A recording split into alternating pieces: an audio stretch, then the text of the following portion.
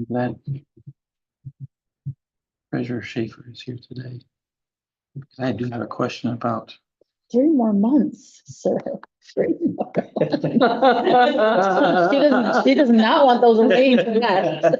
I don't know, I kind of, I like the sound of it.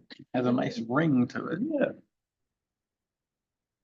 Got my head around my big trip that's planned next month before I. Oh, before you jump into it? Okay. Madam Administrator, I now have 11 o'clock. I'd like to call the Isabella County Finance and Administration Committee meeting to order. Run through the agenda. We have approval of the agenda. We'll have a call to the public. We're going to consider approving our prime contract number 27 with Clark Construction. We'll have a discussion regarding HATS funding. Another discussion regarding our insurance committee's recommendation for the buyout. Is that correct? Yes, sir. There we go. Then we'll have our usual invoice list discussion, announcements, if any, second call to the public, and then adjournment. I'll make a motion to approve the agenda as published. All right. Motion has been made. I'll second that motion. Any discussion? Hearing none. All those in favor say aye. Aye. All those opposed, the same.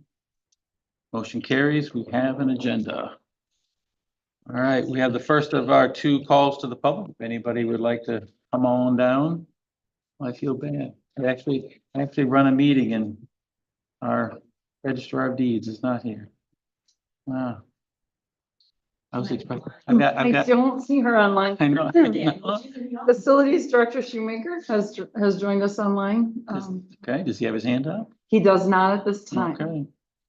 All right, seeing none coming forward for the call to the public, we'll move on to considering the prime contract change order if Mr. Thielen is available. If not, we'll move on and come back. Mr. Thielen is not on yet. He has sent me a message that said he'll be calling in, but has spotty service. So maybe if we move on and let him know we'd watch for him. All right, so as the chair, I can make that change. We'll Excellent. hold off on that, move on to number 5, which is the discussion regarding budget amendment for HATS fiscal year 2025 funding. And there's no attachment for this. I didn't want to be presumptuous with the budget amendment, but maybe out of this discussion, we can solidify what that budget amendment will look like, and then we can have that in your packet for next Tuesday's work session and regular meetings. We had talked at the last full board meeting, and after hearing the presentation from some of the HATS board members, the vote of the board was to select the option B. We had been presented with, it was a $20,000 reduction from the contracted price for HATS. And so that meant from the 100,000 we built in the fiscal 25 budget, we needed to find $55,000 additional. And from that conversation that night, it really sounded like ARPA dollars was the desired way to look for that money.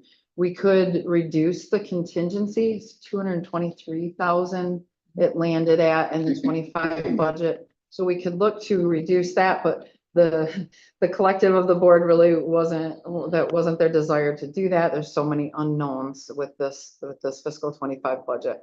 So really the way it will work with ARPA, remember we've got 2 pots of money, the lost revenue and the direct dollars. And we have spent the lost revenue dollars previously on eligible county expenses, recognizing that ultimately it sits in our fund balance. The direct dollars have to be used for an eligible expense, right? Those things when ARPA first came out, a response to the negative impacts of COVID. One of the negative impacts of COVID is economic impacts. And so ARPA dollars actually could be used, the county could as like pass through to a subrecipient, always have been able to give dollars to nonprofits to speak to that negative economic impact of COVID. We've not chosen to do that. The board has mostly chosen to use those dollars on county projects, and I wouldn't advise at this point opening up that opportunity. But HATS is unique in that we do have a contract with that nonprofit. That's how we're able to give them taxpayer dollars, is because we have that contract for services. So instead of giving those ARPA dollars directly to HATS, what I would recommend is that we apply ARPA dollars to something we haven't applied it to yet. We can apply it to payroll. In the past, we've applied it to public safety payroll, and we probably could sort through and figure out, we do still have some public payroll we could apply it to. But you could also apply it to administrative payroll that are responsible for reporting on the recovery funds. So it could be that we could apply it for Melissa's time, for my time, for Whitmer's time, you know, the accountants that were here at the time, and go back and what we would do is we would utilize $55,000 of ARPA funds towards eligible payroll in the fiscal 25 budget. So our budget amendment would increase revenue by 55,000, bringing in more ARPA dollars. And then increasing that HATS contract by 55,000. That's the budget amendment. But what's really happening is you bring that ARPA revenue in, you apply it to eligible payroll. That frees up the dollars that were budgeted to use for payroll. Now you've got those monies freed up and you have those to send to HATS and expenditure. But I just kind of wanted to talk that through because, you know, we've heard the term shell game, and while that certainly kind of sounds like what we're doing, that's how you apply ARPA dollars. That's the eligible way you use them. Right. You apply it to an expense over here, it frees up dollars to be applied over here. We just have to, when we report the use of those funds, that's how that happens. You won't see that in the budget amendment. Budget amendment is gonna look like we're increasing ARPA revenues, we're increasing HATS expense. But there's more that goes on behind the scenes, and that's through the ARPA reporting. When we report what we actually used it for, it won't be used for a HATS contract, it'll be used for eligible payroll. So if that sounds appropriate, we'll create the budget amendment for next Tuesday, and it'll be in your packets. Makes Well, sense to this me. Friday. If it's eligible, it can be done, Mhm. as long as it's, we're finding the money. Yeah. That's what we've done. Another good thing we found in researching what to do in this situation, new guidance from Treasury. I'm just gonna read this sentence here because I think it'll put us all at ease. After the December 31st, 2024 obligation deadline, if a county has excess funds that were already obligated but not yet expended.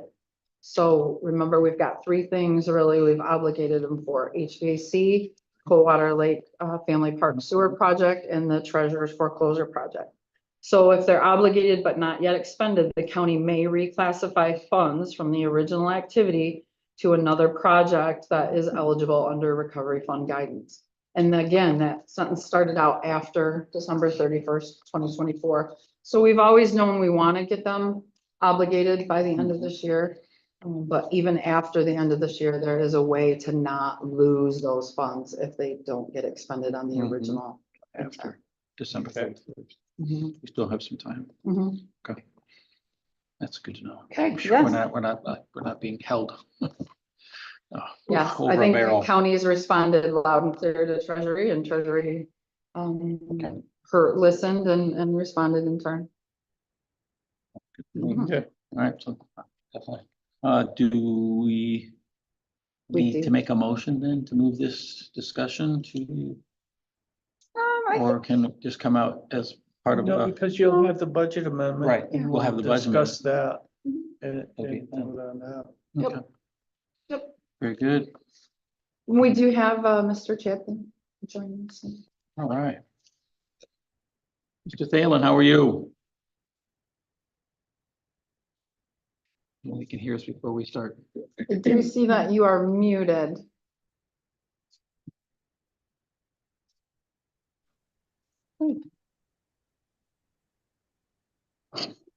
There Can you hear go. me now? Hey, Chad. And hi, good morning. Good morning. Thank you for joining us, sir. Item number 4 for our Finance and Administration Committee meeting is to consider approving prime contract change order number 27 with Clark Construction in the net additional amount of $60,983 and authorize the board chair to sign the same. All right, Mr. Thalen, do you mind walking us through this one? Well, I'm remote right now. So I don't know if you have specific questions, I can try to answer those. I know Heidi put all the backup with it. So I think it's pretty clear, but I don't have access to it right at the moment. Okay. So I kind of run through these myself, as I'm a little familiar with how this process works. We have an exterior wall hydrant. We had to provide and install an exterior wall hydrant at the mechanical room. That was for $1,422. And as I look through these, I believe these all came from buyout, if I remember correctly, as I walk through these. Yeah, yep, they all are buyout items. Which is good to hear. We still have not touched contingency. Let's see. We had a roof access door off the stairwell. We had to cut door frames, add a course of block, metal studding and framing, and then provide the access door with lock and metal thresholds. That was for $8,375. And down, fire extinguishers. We had a detention grade provide two, one in the Sally Port and one in booking for the fire extinguishers. That was an increase of $2,970. Classroom access to ductwork. In my tours of the facility, we realized that Clark Construction understood that we needed an access panel that in order to get to some of the hydronic lines, mechanical piping, electrical above this classroom. So in that process, we decided we'd add a access panel. Increase the cost for $13,043. We had Konowinski Construction. Oh boy, new light kits for the doors. Required security glass to accommodate the thickness of those doors. That totaled $1,380. We had the glass at the booking counter for Pauley Jail. This was to provide a speak-through port at those glass booking counter stations. That was for $7,384. That was at the request, I believe, of the sheriff. Right. That was a total of $20,585.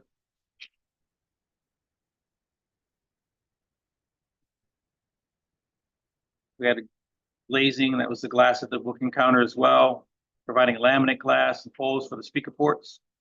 That was for $12,906. Glazing solutions. Then we had to do repainting included.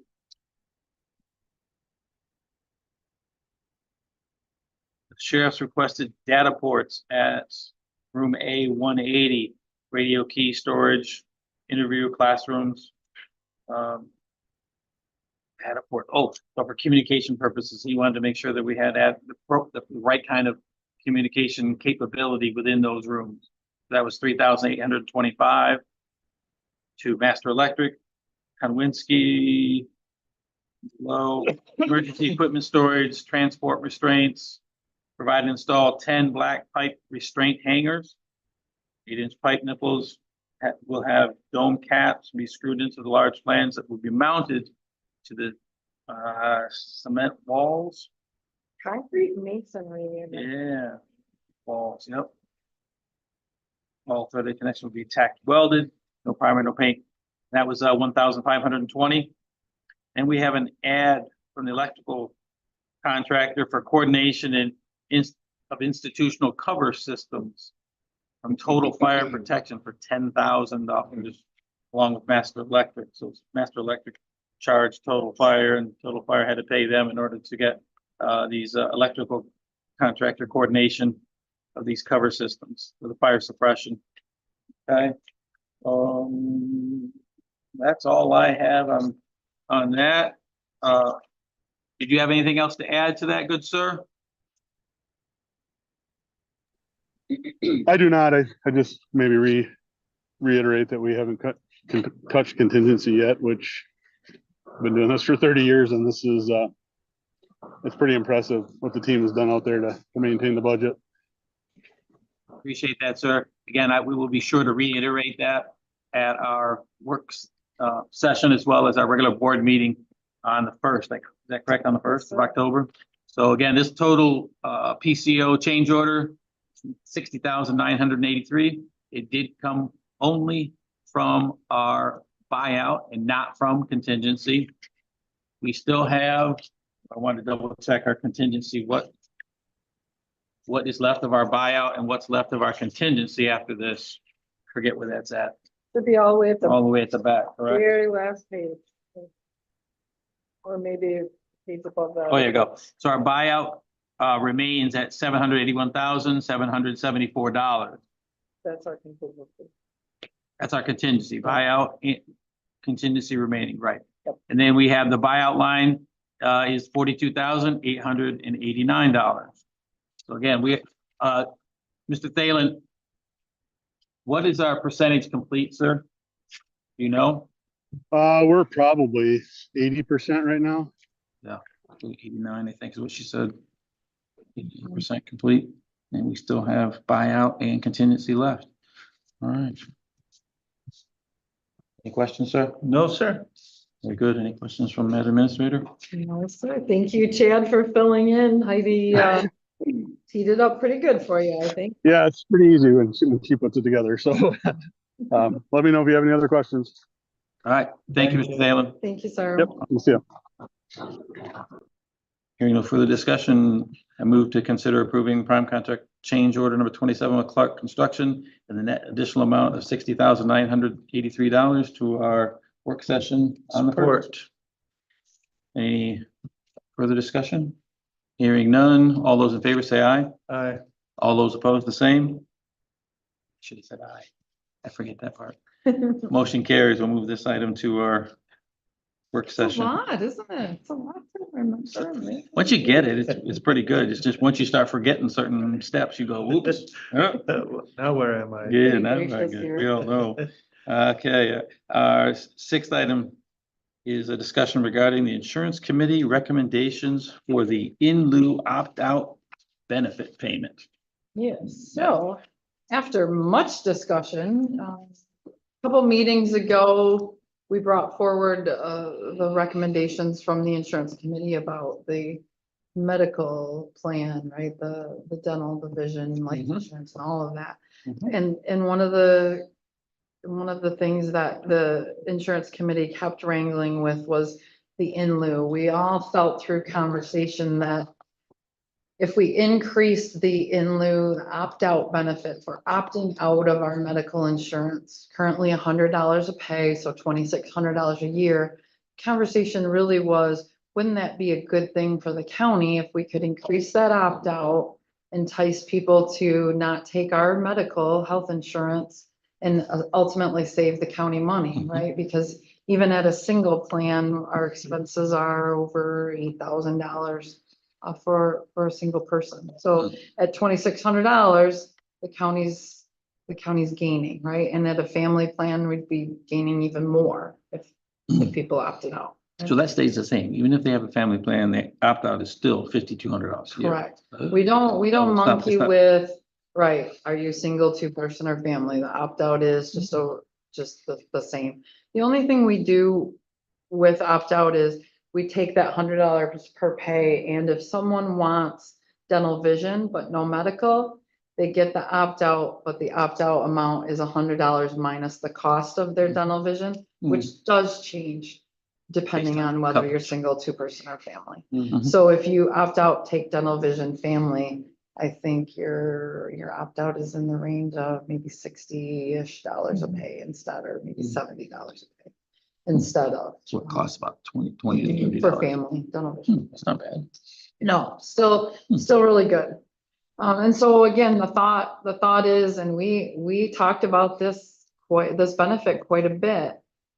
Because of course there is a risk that if we do increase the opt-out, no additional people will Yeah, actually sure. opt out at open enrollment, and Right. it'll end up costing us a little more, right? But right now, we have 8 or 9 people that take the opt-out. We have had a couple new hires come on that have taken the opt-out recently. So you can see the risk at just with so few people. If we doubled it, our risk would be less than 25,000 a year. Okay, so I guess my question is, who do we have that's eligible to opt out?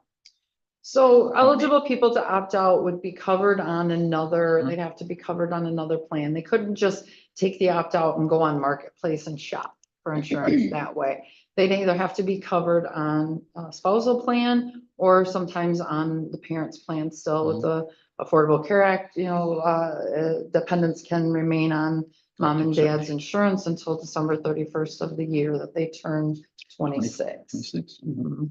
So we do have a lot of new hires that still fall in that category. They opt out of our medical because they still enjoy medical under, That's an 8 or 9. What's the total? could be, or their spouse Mhm. has insurance elsewhere. So what's the total pool of people that potentially opt out? Do we know that number? Well, we did that survey. We've been talking about this so long. If you remember been a the while. survey that, got put out as far as a little confusing results there, if you will, because it seems like people answered, we asked the question, are you eligible to be on someone else's insurance plan? And while a whole lot of people said, yes, I am, we really question if they know if they really are. I know some of our local employers have a policy. If your spouse has coverage, they have to take it, or, Mhm. they can't be on yours. Right. It's something that a lot of employees might not be aware of. Exactly. Mm. So we're not sure. We're not sure how confident we are in those results, but it did speak to, I think the results spoke to dang near 30 people that might be eligible to opt out. So approximately 30. Because we sent a follow-up survey out and that one came back. I thought it was 26 or so that Okay. said they would, or they It might, might be, yeah. if it was financially viable, because Right. if I remember reading that, a lot We of us. didn't have an amount and, we just said, what They- amount? They need a certain amount in order to make that switch, to make it make sense financially for them. So at an additional $2,600 per year, you only need a couple more opt-outs. to The make family that plan pay is for just itself. one. Yeah. Yeah. Is that right? The cost of our family plan is Okay, $25,000. so this could be a win-win for the employees who choose to opt out as well as for the county. It's meant to be. Okay. Absolutely. Yeah. Yeah. It's meant to be. And Lisa Hop from 44 North, it's not 44 North anymore, it's Acrisure. Acrisure. Said that 2,600 is about pretty normal, pretty average. Yeah, the $100 a paycheck. Yeah, and she seemed to convey that there's not a lot of variance in that. It's a lot of employers, it's right around $2,600. But the idea is you sweeten that a little bit, you get even 1 or 2 opt-outs and it pays for itself. Because my original thought Get was, more, then it's just additional savings. my original thought was 4,500, but 5,200 is really $500. But I think, this idea of sweetening the pot enough to where we can get several people to consider it, that could be. And you have to do it in time for open enrollment, right? You have to set this amount in place. It didn't need to be done in time for budget adoption. I think there was a little too much discussion to be had and we were focused on the plan changes. But obviously this needs to be set in time that when people consider that at open enrollment, they've got this increased amount to think about. And that means that it's annually set by the board too. It doesn't mean that you're setting it at 5,200 and it's gonna be Forever and there ever. forever. Yeah, Annually, you look at this just as you do with employee cost shares for insurance at budget time. You take a look at that, you take a look at the numbers. Oh, nobody moved. Oh, everybody moved. Oh, let's make it another, let's make it 300, whatever that conversation is, right? Your singles aren't likely to move as much, obviously, as your 2-person and family, because they may have less of an opportunity to be covered on someone else's plan. So now you're talking even bigger savings with the 2-person and family. So, Mr. Chairman, we've got a couple people here that are on the Had to healthcare be. committee. I was gonna say, Yeah. And now's the if time it's to, all right with you, I'd say let's bring them up okay, if you if they'd like. want to add anything to this discussion. Come on up. The only thing I would add is that, we talk about the risk early on, of us spending more money for those 7, 8, 9 that are on. We also have a risk that 1, 2, or 3 of them jump off and come back to the insurance. So I think the risk is twofold, and I think it's a greater risk that we have with people jumping in, because if somebody was on it, and they jump back in and they have a family plan, now we gotta come up with $20,000 more. Yeah. Where it's the other way, if we get one person to come off of it, we come up and we hit that, one person with a family plan will basically get pretty close to covering those costs that we paid those ones that are on. So the risk is both ways. I personally feel the benefit is best for a little benefit to the employee and a little benefit to the county. Mhm. It's a win-win on both sides. Wow, seeing that. Thank you, sir. Agreed. And probably, and budget wise, because I don't know if that was a question, but it was a question of mine. Yes. Because it always is.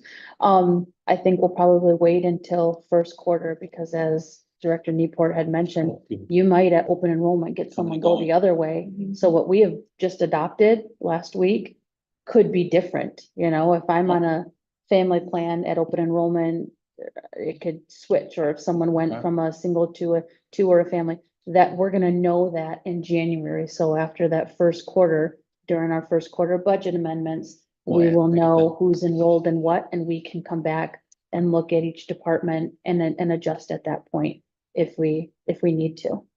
It'll be no- No.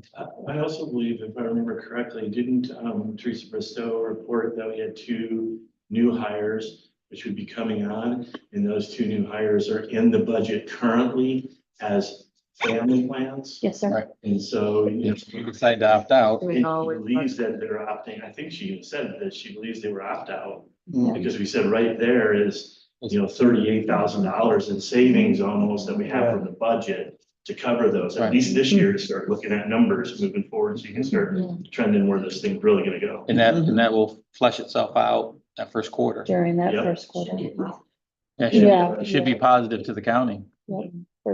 For that one specifically, but again, but we don't know what other in total. departments are doing. Right, you don't know what other. Right, do. but we'll know at open enrollment, and we'll adjust it at that point. And the insurance committee also, something that they talked about was, this is an annual thing. This isn't set in stone every year. They're gonna look at it. Did this To make work? it- Did it not work? Too much, too less? Were we not getting the results that we were thinking? And change it annually. It isn't set in stone for, Yeah, and that's why, like, Chairman, that you created the insurance committee. I didn't do it all by myself. I know, what I'm saying is, I like this, this has allowed us to really follow the Swaney principle, to really be nimble in all of this without, and having people that, the caliber that we have on this committee, that's impressive. I mean, they've really spent the time, and they've done the due diligence, and they've done the work. And I like this idea of being able to revisit this, and they'll have a recommendation for us that we know is really going to be, in what I feel is going to be in the best interest of not only our employees, but the county as a whole financially. I like that idea. I think it has really worked amazingly well, I think. And everyone on that committee understands that the healthcare package has to be affordable for the county. And they've always got that in mind. Yeah. We want to keep a good healthcare package to be able to retain and recruit people. We also have to be able to afford it. And they've allowed us to be able to check all 3 boxes. I like that. It's good. Very good. Any soon to be treasurer, safer any comments? Nothing more specific. I think it was the consensus of the committee too, that 5,200 was A good number to a start. number. Okay. Good starting point. Mhm. Okay. Sounds good. Any further discussion, sir? Do we need to make a motion for this one? Because it's a discussion item? Yeah, it wouldn't hurt to, Move it to, yeah, A to discussion to a work accept, session? yeah, accept the recommendation from the insurance committee, and then we'll have a motion to work with on the agenda. I will make a motion to accept the recommendation of the healthcare committee to increase the in lieu benefit for full-time employees opting out of medical coverage to $5,200 a year and send that to the work session for consideration by the whole board. support. It has been moved and supported to move to take the to take the recommendation of the insurance committee for the in lieu benefit for full-time employees opting out of medical coverage to $5,200 a year to our work session on October 1st. Any further discussion? Hearing none. All those in favor say aye. Aye. Aye. All those opposed, the same. Hearing none. Or to, all those, the motion carries. We'll move that item to our regular work session on the 1st. We now have item 7, which is an invoice list discussion. What the hell is that? So I do have some questions on this. And I'm so glad that our soon-to-be treasurer is here. Deputy Treasurer Schaefer, we had a Brian Chipaway principal residence exemption on a parcel. It was 3 parts. Can you help me understand that? You said there's three. There's 3, Three parcels. I guess it's 3 parcels. Is that what it was? It was Okay. denied homestead. This is that, I'm trying to think of where this is, treasury. or was granted homestead, I think it was granted. granted homestead, so then we have to pay back the 18. He's referring to the 3 line items it was divvied up to, all went to the same line item, but for 3 different amounts. Oh, it's for 3 different years, Okay. 21, Oh. 22, 23. And the individuals want to see the breakdown by year or by parcel. Okay. Whatnot, so we'll put them on the voucher that way, so that you Yeah. can. They can figure out what each year was. I think it's easier for us too, to go back and look Yeah, to we see have it. to go back and reconcile Yep. anything, then we know, oh, they got 3 years of PRE, and so they're getting paid back for. So this is approval of a homestead exemption then? Mhm. Okay. For just one parcel, and that parcel ID is noted in For the 3 years. description. Yep, 3 different. and then, but for 3 years. Okay. All right. Thank you for that. Oh, what else I have in this? I don't think I had anything on this, the September 13th. Anything from Excuse me. you, good sir? No, sir. Any comments from Madam Administrator regarding the invoice list from the 13th? Medoc? All right, well, on the 20th, I had a couple questions here.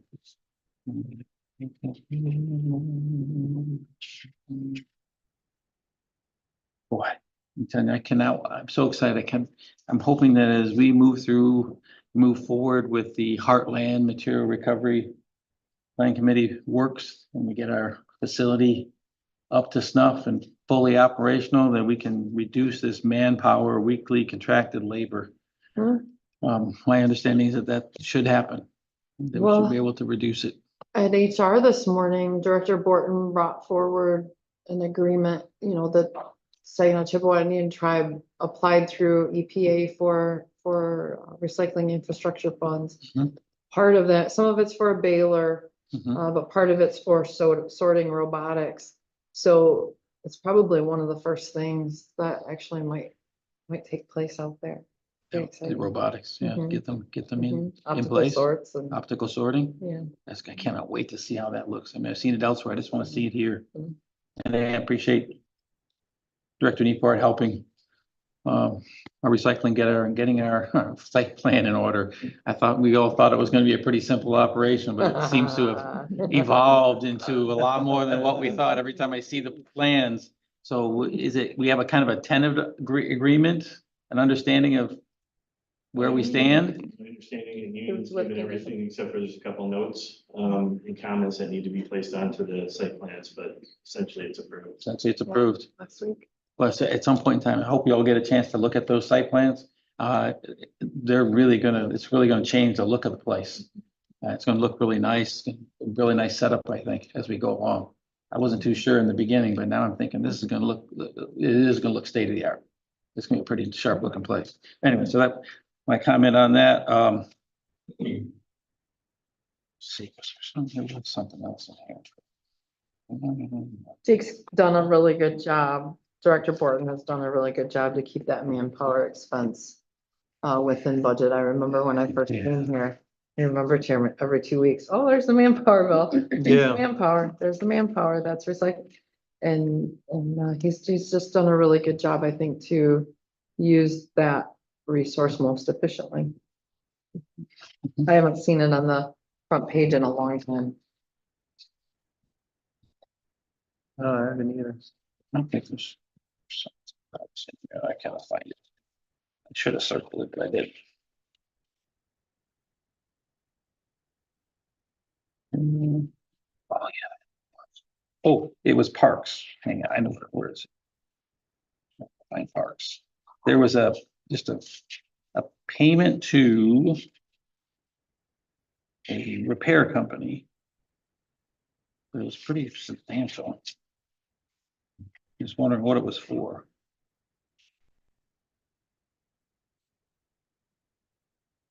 Medlar Electric. Well, where's the other one? It was, oh, it's not on this one. A quick double check this one for this parks. So I'm gonna ask about it. It seemed like a little out of the ordinary for me. I'm in good shape.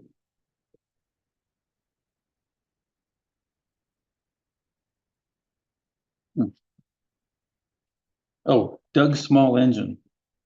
$1,249. What was that for? It seems like a pretty large, small engine repair bill. I was just wondering what exactly it was for.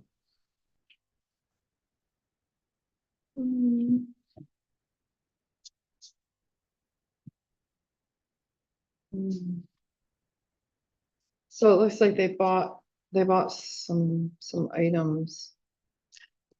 They-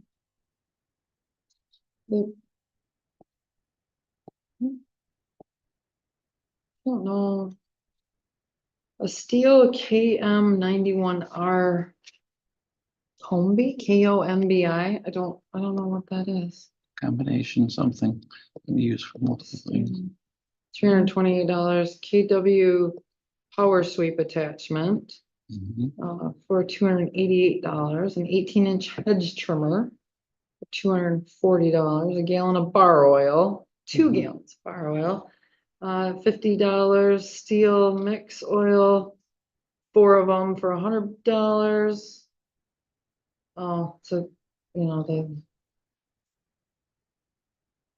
gas mix. Oh, yeah. For Mhm. a hedge trimmer attachment for $240. So it looks like looks to me like more so new equipment rather than equipment repair. So there's supplies they needed as we move into the fall for maintenance of the parks. Yes, sir. Okay, that's what it Yes, sir. sounds It like. was to me. for Coldwater, the Coldwater Lake Lake Park. Park. Okay. I know that's equipment repair maintenance line, but I mean, an attachment is probably not a whole new trimmer, but maybe a different A blade or a replacement of, different, mhm. right? They're maybe at end of season and it's. Time to replace some of the stuff that Mhm, needs to be after using replaced. it all season, possibly. And so she's getting it into this year. Will this be in this year's fiscal year? These invoices? Yes. So that makes sense. Get what you need. So it's in this year versus going into next year. Okay. That was the only questions I had. Anything from the chair? No, sir. All Looks right. like a combi is something that will take many attachments. So think Mhm. long-handled weed whacker, but a weed whip, but you could do a blade attachment, you could do. Sounds like a pretty maybe interesting even a piece of bar equipment. attachment, looks like landscaping multi-tool. Yeah, when you're maintaining a park that size, I I'm imagine surprised there's only that. one I of would them. think Yep. bigger the better, right? And I will say, 4 of these items are discounted. Looks like Doug's doing us a nice solid Appreciate Doug. substantial Thank you, solid. sir. All right. Thank you, Doug Swan. Yes, sir. Yes, ma'am. Any further discussion on the invoice list? All right, we will move those invoice lists to our regular work session on the first. We are down to, I have no announcements. I have no announcements, madam. Administrator, no announcements. We have our final call to the public. Looking right at Madam soon to be treasurer. No, she's just saying. All right, do we have anybody online then that, We do not at this time, Mr. Chair. all right. Well, thank you for your help, My Mr. pleasure. Chair. And we are going to call this Isabella County Finance Administration Committee meeting. We're going to call the adjournment at 11:40. We are set. Thank you, sir. You, sir.